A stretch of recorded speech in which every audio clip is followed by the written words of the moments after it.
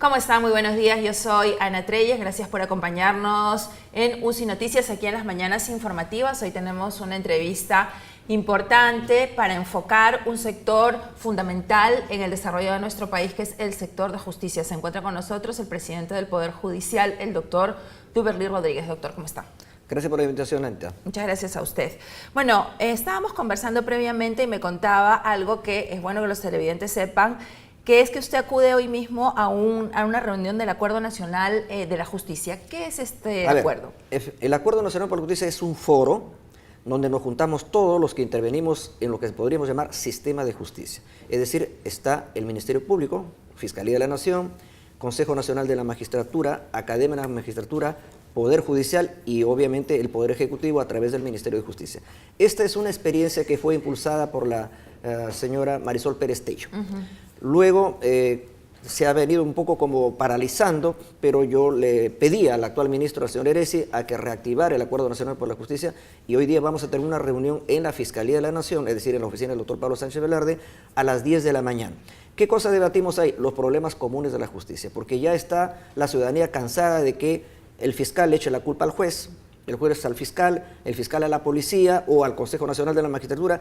Entonces es un juego de un gran bonetón donde todos perdemos y nadie gana. ¿Cuál es su expectativa? Porque este punto que usted menciona atraviesa todas las instancias por donde el sistema de justicia, que no son solamente los jueces, sino el fiscal, la policía, todo este, ¿no es cierto?, todo este entramado, esta mesa, se perjudica.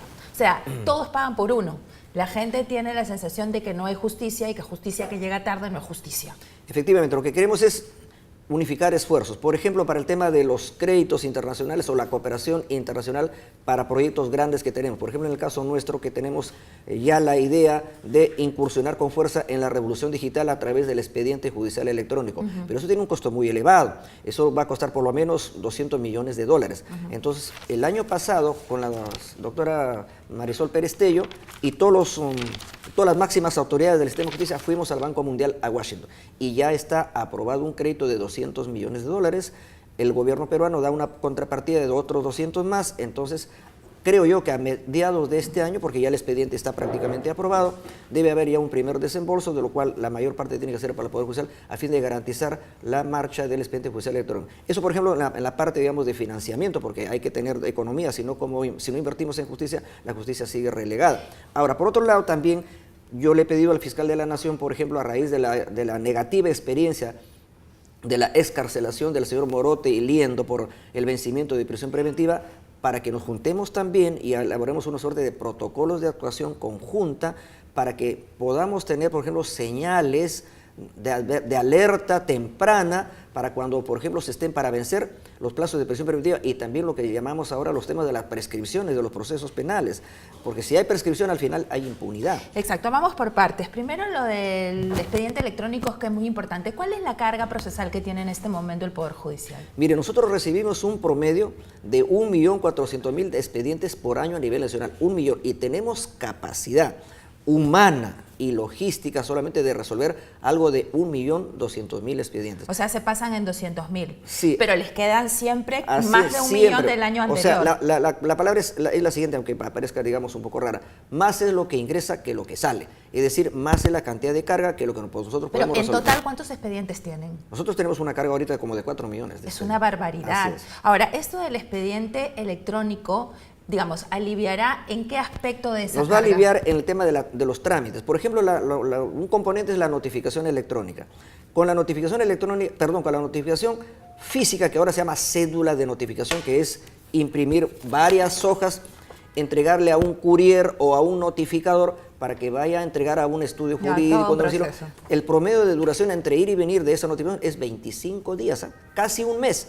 En cambio, con la notificación electrónica es en tiempo real, al instante.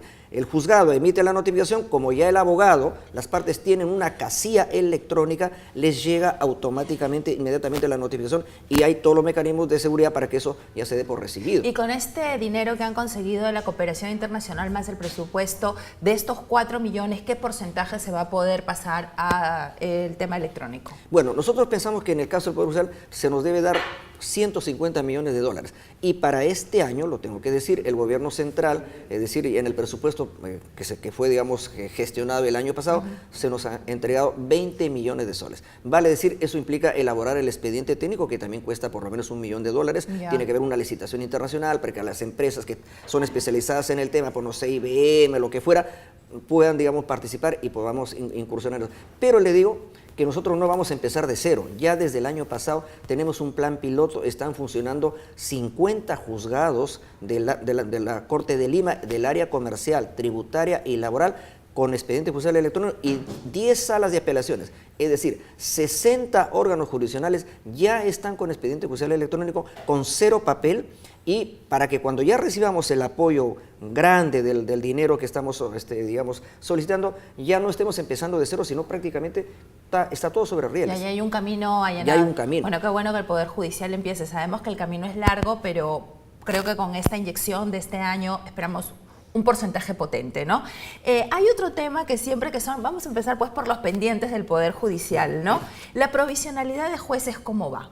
Porque para el 2015 había muchísimos jueces todavía provisionales y eso afecta un poco la calidad del proceso. Mire, nosotros tenemos un promedio de 3.080 jueces, que son insuficientes para la carga procesal que tenemos. Necesitamos por lo menos 5.000 jueces, porque ya hemos establecido que la carga que cada juez ahora tiene en sus manos, sobre todo los de primera instancia, los juzgados especializados, es de 2.000 expedientes. Entonces, imagínense, si el año tiene 365 días calendarios, tendría que sacar una sentencia por día, y eso es imposible. Entonces, se va cargando. Entonces, ¿cómo podemos avanzar en superar este tema? Justamente con la tecnología, con el expediente judicial electrónico y poniendo fin a las reformas, culminando las reformas que están en marcha. Por ejemplo, la reforma procesal penal que empezó el año 2006 en Huaura, y ya han pasado 11 años y no la hemos terminado, porque ¿sabe dónde nos falta? ¿Dónde? En Lima, que es casi medio Perú. Claro. Pero para que se haga la reforma procesal penal en Lima se requiere por lo menos 2.000 millones de soles, no para el Poder Judicial, sino para el Ministerio Público, porque usted sabrá que con el nuevo proceso penal, quien lleva todo el peso del proceso es el Ministerio Público, porque ellos son los dueños de la investigación y de la acusación. Los jueces solamente son jueces de juzgamiento. Entonces, luego tenemos que terminar la reforma procesal laboral, la nueva ley procesal del trabajo, que ya la tenemos implementada en 23 cortes de las 35 que hay. Entonces, si terminamos estas reformas, yo creo que vamos a ganar en celeridad y sobre todo en transparencia. Pero el número de jueces provisionales. Perdón, me estaba olvidando. Los jueces provisionales, digamos, son jueces titulares en un cargo anterior. Por ejemplo, nosotros tenemos jueces supremos provisionales, porque tenemos salas transitorias de descarga procesal. Ellos son jueces superiores titulares que los hemos promovido como supremos provisionales. Ahora, lo que más, digamos, nos perjudica a nivel nacional no son los jueces provisionales, porque al final de cuentas ellos son titulares en un cargo. Lo que nos preocupa son lo que llamamos nosotros jueces supernumerarios, que antes le llamábamos jueces suplentes. ¿Puede explicar? A ver, un juez supernumerario es un abogado libre que no ha pasado por un examen del Consejo Nacional de la Magistratura, por invitación, en base a una lista que elaboran cada corte, los van llamando. ¿Y sabe cuántos tenemos? Tenemos 700 jueces supernumerarios. Es decir, es una cantidad bastante importante, y en este terreno, por ejemplo, ahora que vamos a tener la reunión del Acuerdo Nacional por la Justicia, va a estar el Consejo Nacional de la Magistratura. Claro, entonces le vamos a decir que tienen que acelerar el proceso de nombramiento de los juzgados titulares, a fin de que ya, no digamos que hay que bajar la provisionalidad al 0%, sino hay que bajar lo que son los jueces supernumerarios. Es interesante su perspectiva, porque la provisionalidad es criticada muchas veces, ¿no? También por la especialidad del juez, hasta donde entiendo, lo sacan de una especialidad para ponerlo en otro. Pero usted sostiene que ese no es el tema. El tema son más bien los que no han sido formados. Así es, los supernumerarios. Los supernumerarios. Que antes se les llamaba suplentes. Que eran antes los suplentes. Ahora, la demora de los procesos, ¿no? Siempre está pasada, ¿no? Yo había tomado unas notas de unos procesos que eran, no sé, de desalojo, que se demoraban, tendrían que demorarse 4 meses y llegan a 4 años, por ejemplo, ¿no? ¿Qué pasa con eso? A ver, como le digo, para mejorar la justicia tenemos que hacer reformas. La reforma procesal penal va por buen camino, pero nos falta culminarla en Lima. Pero para ello tiene que haber decisión política del gobierno para culminarla. Ya nos han dicho que va a terminar el año 2020. Ojalá que eso ya no se postergue. No se mueve. tenemos que avanzar en culminar la reforma procesal laboral, pero donde está un poco la pata coja de la mesa es en el área civil, que es lo que usted me menciona. Entonces yo tengo ya una comisión trabajando para las reformas en el campo civil. Por ejemplo, darles más competencia a los juzgados de paz letrado para que no vaya todo hasta la Corte Suprema, sino que un juez de paz letrado hace de primera instancia, un juez especializado hace de segunda y ahí termina.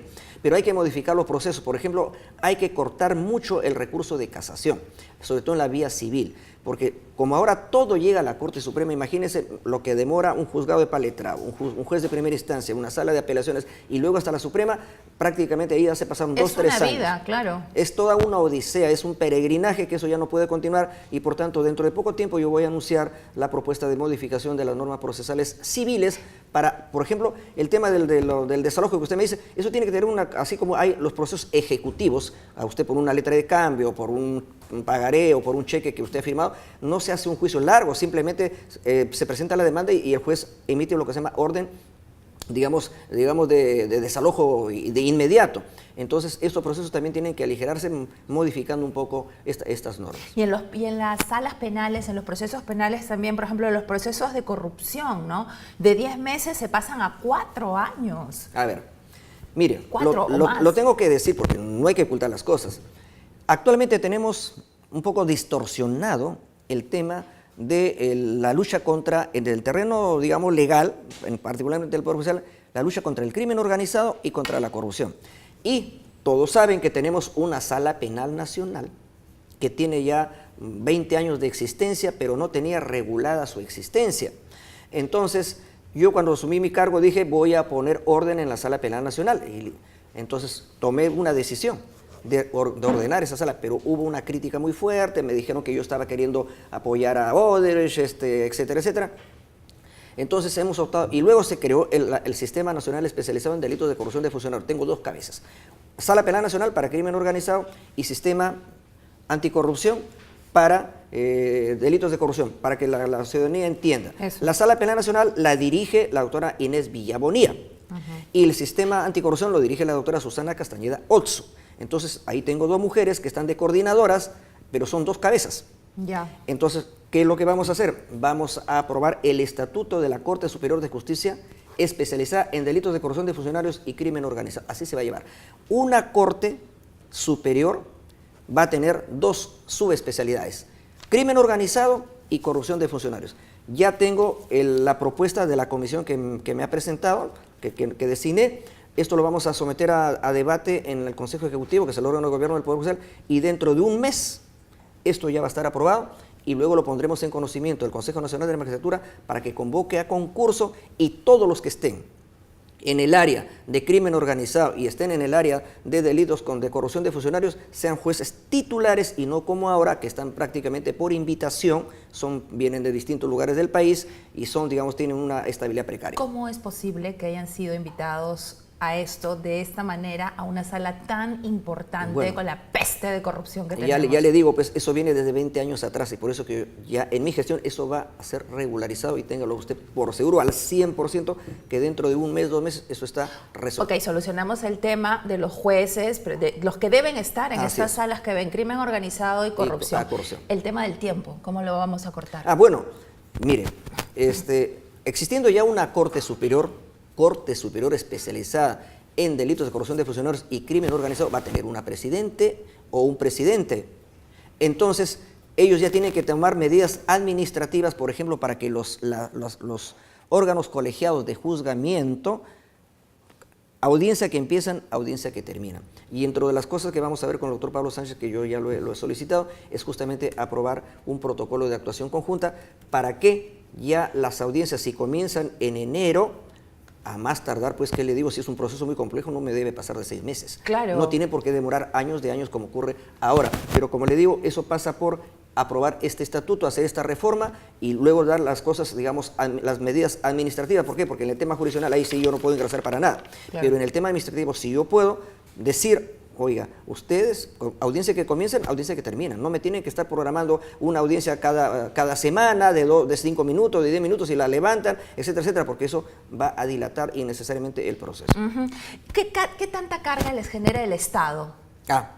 Bueno, el Estado nos genera una carga en el tema que se llama previsional, o sea, las pensiones de las personas que han trabajado para el Estado 40, 50 años y cuando se van les dan pensiones, digamos, miserables de 200 soles, de 300 soles, y entonces se demanda para que se les reconozca una mejor pensión o, en todo caso, para el pago de liquidaciones. Ese es de donde viene la mayor entonces, cantidad de... ¿qué pasa? Tenemos ahorita 3 salas nosotros en la Corte Suprema de Derecho Constitucional y Social que están más o menos viendo lo mismo, es decir, tenemos una carga inmensa, inmensa, pero aquí pues, ¿quién es el que nos genera la carga? El Estado, la famosa ONP, la Oficina Nacional Previsional. Entonces, el tema es que ellos ya pierden el juicio en las 2 instancias, con lo cual ya es cosa juzgada, pero los abogados, que por lo general son contratados de algunos estudios jurídicos, interponen el bendito recurso de casación, con lo cual llega hasta la Suprema y ahí el tema demora pues ya un promedio de 3 años. Pero nosotros ya también hemos dado disposiciones a cuando lleguen a la Suprema, darle prioridad a los casos cuando son por el tema de la edad. Es decir, si por ejemplo son de 65 años, en la programación de las audiencias, ellos tienen que pasar adelante.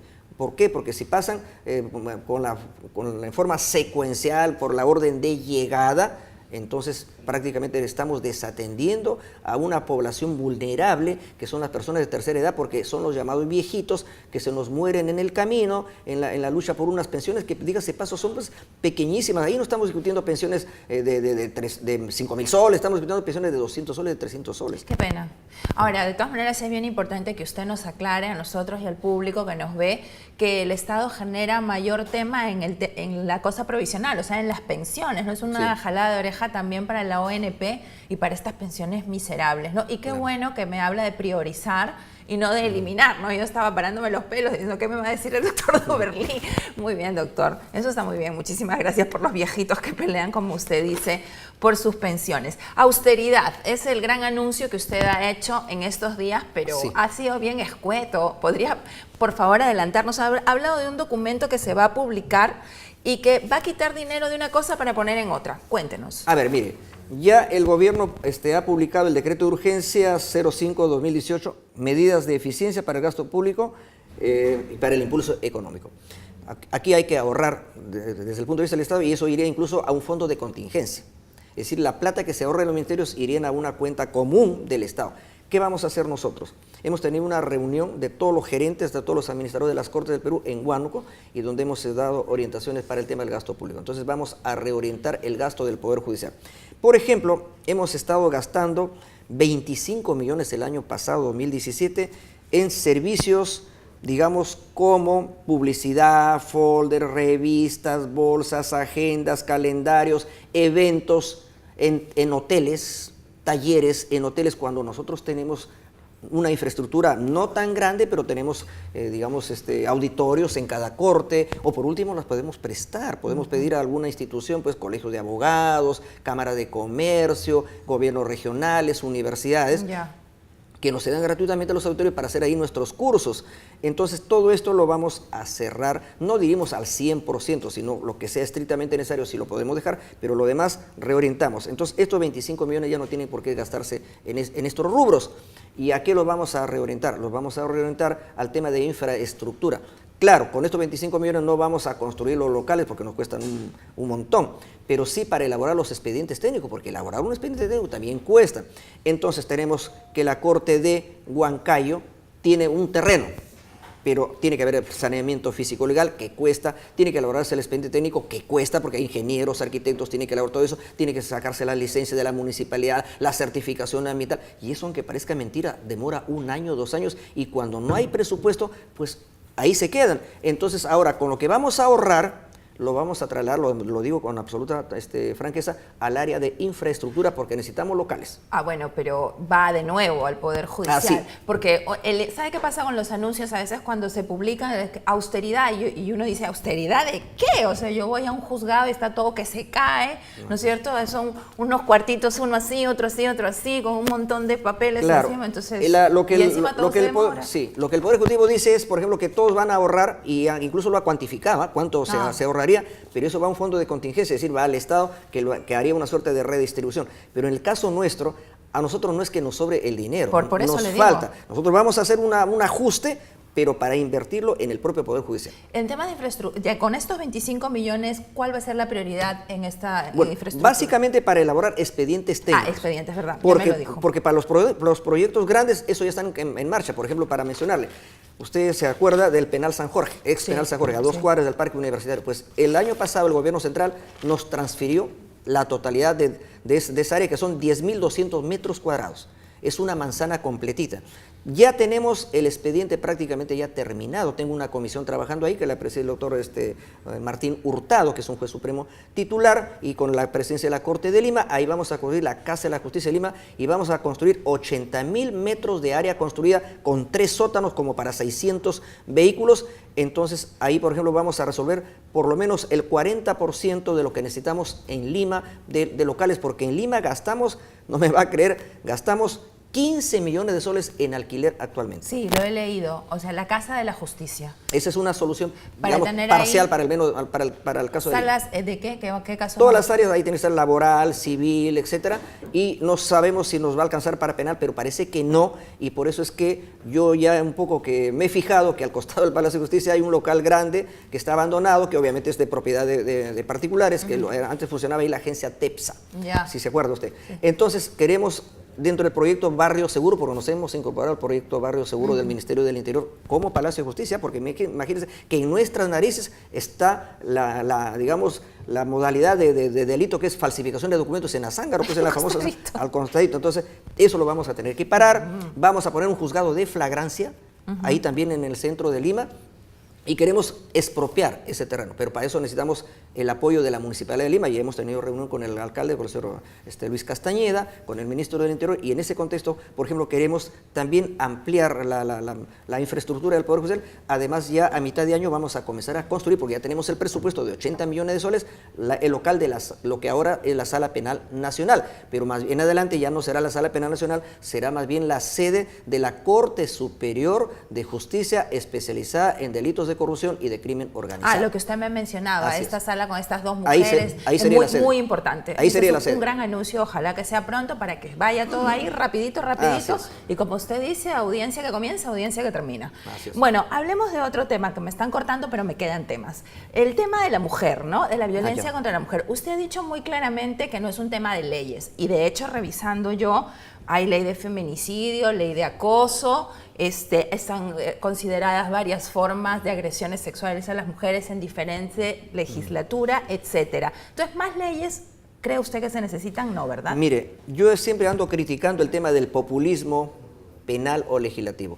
Hay personas que creen, a veces nuestros políticos, creen que poniendo más delitos o poniendo más penas, eso ya va a ser un freno, digamos, a la violencia, por ejemplo, contra la mujer o la delincuencia en general. Y eso estadísticamente nunca se ha podido demostrar que sea verdad, no es verdad. El tema parte por ir al tema de la prevención. Si no ponemos el acento en la prevención, todas las políticas van a fracasar. Pero la prevención, permítame decir, ¿qué significa la prevención? La prevención, pues, es, digamos, poner un antídoto antes de que pueda ocurrir un hecho.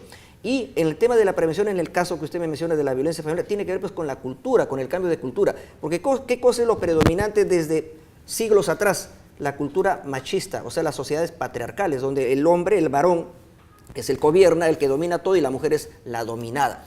Entonces, si hablamos de igualdad de derechos de hombres y mujeres, tenemos que también eso traducirlo en términos de educación y de cultura, porque por ahí es el antídoto para frenar la violencia. Ahora, desde el Poder Judicial, ¿qué estamos haciendo? No es que estemos tampoco cruzados de brazos.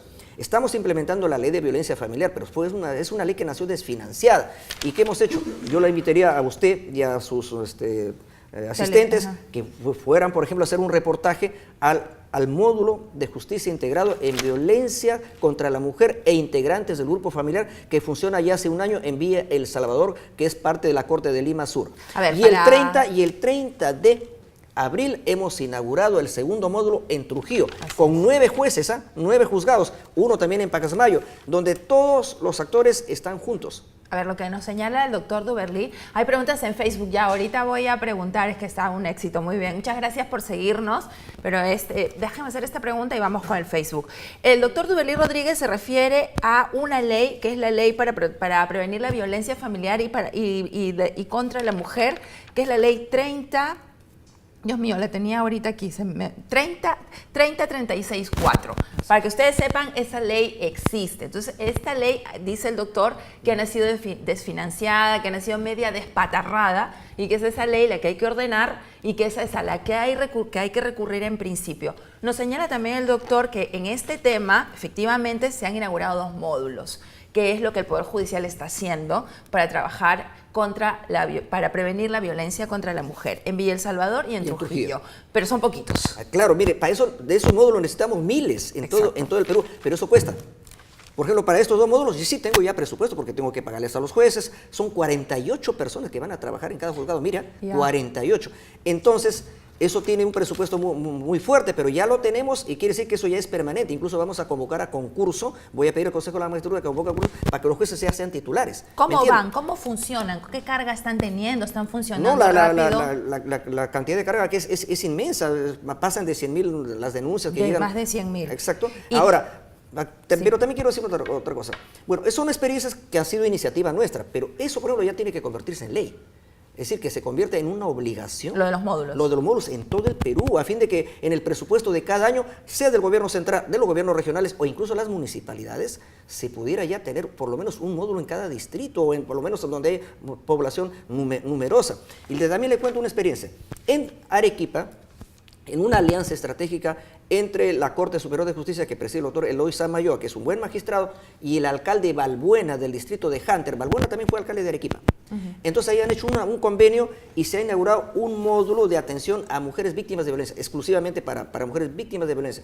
Pero no solamente ahí se le da atención psicológica, las primeras medidas que, digamos, de acuerdo a la ley de violencia familiar hay que otorgar, que son medidas de protección, como por ejemplo que el agresor ya no esté al lado de la víctima. Usted mismo ha dicho que no hay plata para eso. Así es. Porque se le dice, protéjala las siguientes 72 horas si no hay plata para financiar Entonces, esto, ¿qué han hecho en Arequipa? Han establecido opciones de ocupación laboral para las mujeres. Han puesto una panadería y talleres textiles. Es decir, que no solamente hay que darle a la mujer asistencia psicológica, que está bien, hay que dar, pero y después, ¿cómo queda ella en su autonomía, en su independencia económica, si siempre va a depender del esposo, que es la que dice, entre comillas, la mantiene y ejerce labores, digamos, de violencia? Dos preguntas puntuales para esto. ¿Va a pedir aumento? ¿Cómo va a mejorar el aumento de presupuesto para la protección de 72 horas o la protección que necesitan las mujeres cuando acuden a la sala al juzgado de familia? Efectivamente, primero que necesitamos más juzgados de familia, porque los que tenemos no abastecen para la demanda que hay. Segundo, que yo creo que hay que generalizar el tema de los módulos y también hay que recoger la experiencia de Arequipa, de Hunter, la de Hunter. Es decir, que darle también a las mujeres opciones laborales para que pueda trabajar, porque si no, la dejamos prácticamente... Sé que está amarrado de presupuesto y sé que preferiría tenerlo para proteger, porque son miles de mujeres las que van. Ahora, hay un tema que le quiero acotar en el Poder Judicial que se ha notado muchísimo, que es que muchas veces los operadores de estos juzgados no están capacitados para atender los casos de violencia contra la mujer, ¿no? Y en muchos casos, por ejemplo, no están capacitados y proponen conciliaciones como soluciones. Y eso es inaceptable porque si un hombre ejerce violencia contra una mujer, no hay una relación de igualdad que permita una conciliación. Hay un abuso de poder. ¿Por qué no han capacitado a sus operadores adecuadamente? Bueno, no es que no los hayamos capacitado. Por ejemplo, el día sábado hemos tenido una reunión en Tingo María, porque nosotros tenemos programas presupuestales. El programa de familia se ha reunido ahí con los principales jueces del país. Este programa lo lleva adelante una mujer que es consejera del Consejo Ejecutivo, la doctora Rosa Vera Meléndez. Entonces, ahí ellos están tomando medidas, por ejemplo, en el tema de capacitación que usted me dice. No es que no estemos a cero, pero hay que reforzar esa capacitación. Y más aún, ahora que ya tenemos esos 2 módulos, vale, vamos a pedir a la Corte, perdón, al Consejo de la Magistratura que convoque a concurso, porque mire, ahí ya son más o menos como cerca de 20 jueces especializados, y me imagino que en la evaluación y en el concurso les tendrán que exigir pues una preparación en ese terreno. Falta mucho con eso. Sí. Tema terrorismo. Por favor, doctor Rodríguez, ¿cómo es posible que no haya sentencia en el caso Tarata del año 92? Que el señor Morote y la señora Liendo salgan porque las prisiones preventivas de los 3 casos se van cumpliendo una a otra, entonces el juez dice ya, ¿de dónde los agarro yo? A ver, hagamos un poquito de historia. El hecho trágico ocurrió el año 92 y por ese hecho contra los autores materiales, vale decir, quienes llevaron el coche bomba, eso ya hubo un proceso penal que terminó con una condena, no sé si me acuerdo, fue el año 95, y se condenó a 6 senderistas, los autores materiales, es decir, los que ejecutaron el hecho criminal. Pero el año 2012, la Fiscalía reabre el caso para tratar de incorporar a los llamados autores mediatos, es decir, aquellos que no estuvieron presentes en el lugar de los hechos, pero serían los que habrían ordenado ese crimen. Entonces eso se llama autoría mediata. Entonces ahí ya lo incorporan a Guzmán, lo incorporan a Morote, a Liendo, etcétera, etcétera. Ese proceso en la misma Fiscalía ha tenido una marchas y contramarchas, lo abrían, lo archivaban, y el año 2014 recién formalizan, digamos, la denuncia ante un juez penal. Es decir, procesalmente hablando, está desde el año 2014. ¿Y cuándo se formula la acusación? El año 2016. Y por eso es que desde el 14 de febrero del 2017 estamos en juicio oral. Ha pasado más de un año. Ahí sí viene la autocrítica del Poder Judicial por haber demorado más de un año. Pero el tema de la prisión preventiva se venció el año pasado, y eso fue ya motivo, digamos, de un pronunciamiento, digamos, por parte de los juzgados y de la sala. Pero el tema es pues que ya se venció y tuvieron que darle a No, es que, a ver, está claro, si se vence... Ahora, bueno, ¿qué hemos dicho ahora? Doctor, o sea, ¿qué va a pasar en el futuro? Ya, es que ya eso no tiene por qué ocurrir. Porque, no, pero es que ha ocurrido. No, ya pues, saquemos lecciones de lo negativo. No se moleste, pues, doctor. No, para nada. La gente está molesta porque los terroristas salen. ¿Quién quiere ver terroristas en la calle también? Es que tenemos que sacar lecciones de lo negativo. Yo he dado una suerte de consigna: 0 excarcelaciones por vencimiento de prisión preventiva. Para que eso ocurra, ¿qué tiene que pasar? Que me tengo que reunir con el fiscal de la Nación para aprobar lo que le he dicho, ese protocolo de actuación conjunta que nos ponga, yo le llamaba, porque ellos mismos le usan la palabra, el semáforo. Hay un caso, un juicio que comienza, y hay que estar mirando cuándo se vence la prisión preventiva. Entonces el semáforo va a decir, estamos todavía en verde, o me va a decir, estamos en ámbar, o ya me va a decir, ya estamos cerquita del rojo. Entonces tienen que caminar a 100 por hora. Yo he dicho, apretar más el acelerador. Y así lo hemos hecho con una banda de narcotraficantes en Trujillo que se llamaba Los Carboneros, que también estuvieron a punto de irse. Entonces le dijimos a la sala, ustedes terminan esa audiencia en el tiempo más corto posible. ¿Y saben qué tiempo lo hicieron? En una semana. O sea, sí se puede si es que hay decisión y voluntad. Entonces yo, eso es lo que les voy a pedir. Pero va a tener que hacer un empujón con grúa. Porque realmente esto es muy grave, ¿no? Yo, más bien, no pienso yo que hay que ir contra la ley. No sé si las prisiones... o sea, también quiero aprovechar esta entrevista para no deformar el sentido de la justicia, ¿no? Tenemos que hacer fuerza común para poder todos luchar. No se trata de que nos tiremos las leyes, porque las prisiones preventivas se han vencido, pero sí el acelerar los procesos, pues, doctor, o sea, imagínese, por más que en el 2014 estamos en 2018, ¿no? Pero ahí hay una pregunta que le quería hacer. ¿Los terroristas pueden salir presos si no han pagado su reparación? A ver. Morote y Liendo deben miles de millones. Entonces, eso también indigna. Voy a decir una cosa que no va a sonar bien. Lo digo para que no estén después llamándome o criticándome. Miren, cuando hay un proceso penal hay dos pretensiones. Uno es la pretensión punitiva del Estado que le ejerce el Ministerio Público, que es la pretensión punitiva, ¿cuánto de pena pides? El Poder Judicial al final le pone la pena. Pero también hay la pretensión resarcitoria o indemnizatoria, es decir, para reparar el daño causado. Eso se llama reparación civil. Pues bien, se pone la reparación civil, pero la absoluta mayoría de reparaciones civiles, lo digo con absoluta franqueza porque yo tengo ya trabajando 22 años en el área penal, son simbólicas. ¿Por qué son simbólicas? Porque ¿qué, digamos, efectos tiene que le pongamos a una persona 5 millones de soles de reparación civil si no tiene bienes con qué responder por esos bienes, por esos 5 millones? Entonces, esa es responsabilidad civil, no estamos hablando de la penal, porque la penal se va a cumplir la pena y se acabó la pena. Pero ¿qué pasa si no pagan la reparación civil? No es causal para que siga preso, porque ya es una deuda, ¿me entienden? No está prohibido la prisión por deudas.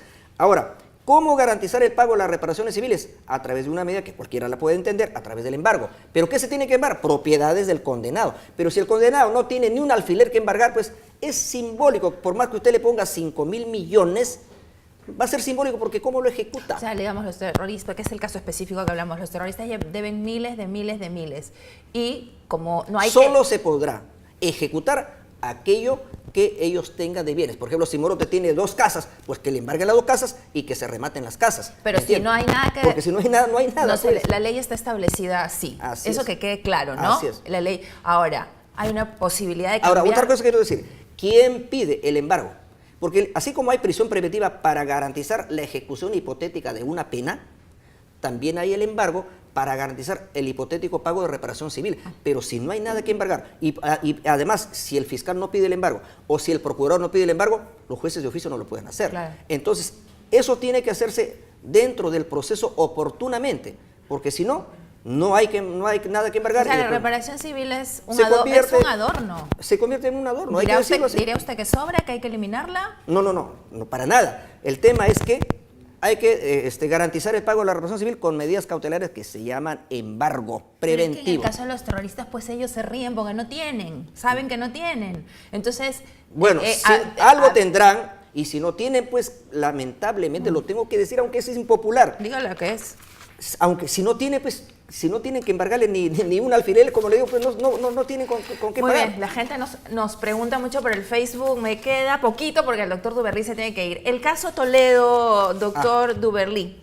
Ayer estaba viendo que el doctor Benítez ha dicho que va a usar la sentencia del Tribunal Constitucional emitida para el señor Humala para pedir lo mismo para el señor Toledo. ¿Y en qué va el caso Toledo? Además? A ver, el tema del señor Humala y la señora Heredia es por tema de prisión preventiva, que el Tribunal Constitucional ha usado, digamos, una argumentación diferente a la que usaron los jueces y los del Poder Judicial. Nada tiene que ver con el tema de la extradición del señor Toledo. La extradición del señor Toledo ya está por buen camino. Lo que pasa es que en el Ministerio Público, que es la autoridad central en materia de extradiciones, hay una oficina que la jefatura el señor Alonso Peña Cabrera Freire, están haciendo la traducción. Son más de 2000 fojas y me imagino que los traductores pues, no son expertos en derecho, me imagino que tendrán dificultades pues, para poder encontrar el símil, la palabra adecuada del inglés con el castellano, que es un lenguaje jurídico más que nada del tema de la extradición. Entonces, apenas terminen eso, por conducto diplomático se remitirá al Departamento de Estado de los Estados Unidos, que es un componente político del gobierno norteamericano, y ahí se derivará luego al Ministerio de Justicia, al Departamento de Justicia se llama ya, y luego a un juez federal. ¿Qué tiempo demorará eso? No lo puedo adivinar, algunas veces son de broma, he dicho, es un tema de astrología, ¿no? Pero sí, cada uno hace su parte que le corresponde. Nosotros hemos hecho, el juez, Concepción Carguancho armó el cuaderno, subió a la Corte Suprema. En una semana, en los 5 días, se emitió la resolución consultiva. Pasó por mi despacho, no demoró ni 10 minutos en mi despacho y lo mandamos, digamos, al Ministerio de Justicia. De ahí lo han mandado, digamos, al Ministerio Público. Entonces, ahorita está en el tema de la traducción. Una vez que se cumpla con ese paso, se remitirá. ¿Qué tiempo se va a demorar en Estados Unidos? No lo sé. Espero que no demore más allá de un año. Eso es lo que yo espero. Pero también tengo que decir una cosa. Hemos tenido la Cumbre de las Américas acá en Lima. Ha estado Estados Unidos. Ha estado el vicepresidente, ha estado la hija de Trump, ¿cierto? Que concentró la atención de la gente. Pues bien, hay un tema que se iba a discutir en el borrador de la declaración que se hizo, el compromiso de Lima, le llaman con 57 puntos, ¿se acuerda? Entonces, en ese borrador se había propuesto revisar la Convención Interamericana sobre Extradición, que tenemos una convención, ¿eh? ¿Y qué cosa era la propuesta nuestra? De que se pongan plazos para la extradición. Pero, sorpresa, el gobierno de Estados Unidos se opuso y solamente ha quedado un llamamiento general que hay que acelerar los trámites, pero eso... No han querido cerrar plazos definidos, con lo cual hubiéramos tenido un comienzo y un final para traer al señor Toledo a que responda ante la justicia. Muy grave, ¿ah? Una desidia. Última pregunta del Facebook, el caso de la centralita de que va, me preguntan. Bueno, eso yo sé que ya está a punto de empezar el juicio oral. Eso está en el sistema anticorrupción, me imagino que ya se ha presentado la acusación, viene lo que se llama control de acusación, exactamente no estoy enterada, pero sé que ese caso está ya bastante avanzado. Muy bien, doctor Rodríguez, tengo 8.000 preguntas más, gracias a Gelson González, a Tiffany Choquehuanca, todo se me queda en el tintero, le comprometo para venir a hablar quizás más específicamente ya de alguno de estos temas. Gracias por venir a darnos este panorama del Poder Judicial y le deseo toda la suerte del mundo. Muchas gracias. Gracias a usted. Muy bien, amigos, vamos a una primera pausa comercial, pausa en general y volvemos.